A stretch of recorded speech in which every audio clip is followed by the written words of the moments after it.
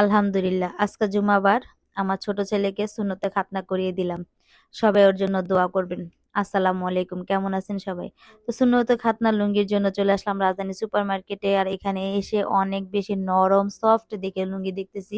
যেটা পরলে আমার ছেলে যেন একদমই ব্যথা না পায়। তবে দোকানদার ভাই বলতেছে, ভাই আপু প্রিন্টের থেকে এই লুঙ্গিগুলো অনেক বেশি সফট হবে, নরমও হবে, বাচ্চা পরেও আরাম পাবে। যেহেতু এগুলো বাটিকের লুঙ্গি, একটু লিলিয়ান টাইপের। তো এই লুঙ্গিগুলা দেখতেছি আর ভাবতেছি যে কালার একদমই পছন্দ হয় না।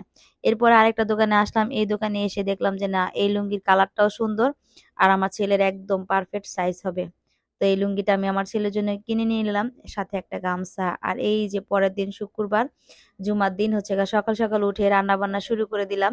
যেহেতু মেহমান আসবে, আমার শ্বশুরবাড়ি কিছু লোক আসবে, তারপর হচ্ছে আজম আসবে। আজম সবাইকে একটু খাবার দিব দুপুরে। তো এরপরে হচ্ছে এই যে মিষ্টি মিষ্টি বাগারখানি পান সুপারি, এগুলো কিন্তু সকাল সকাল আমার বড় যা পাঠায় দিছে, এগুলো তো লাগেই। আর এই যে রান্না বান্না হচ্ছে এখন সবাইকে একটু খাবার দেব।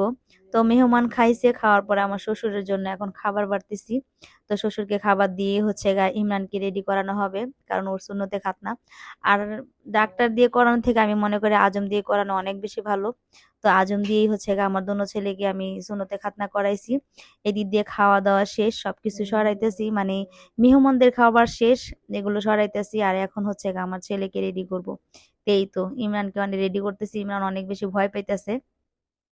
তবে ওর ভয়েতে কিন্তু ইমতিয়াজ ওকে অনেক বেশি ভয় লাগাইতেছে, বলে আজকে তুমি শেষ।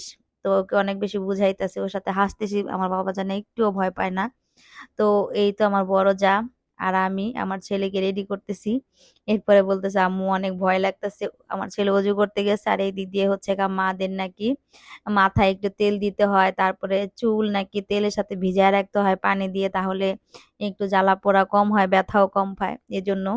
যাই হোক, আলহামদুলিল্লাহ অনেক সুন্দরভাবে আমার ছেলে সুন্নতে খাতনা হয়ে গেছে।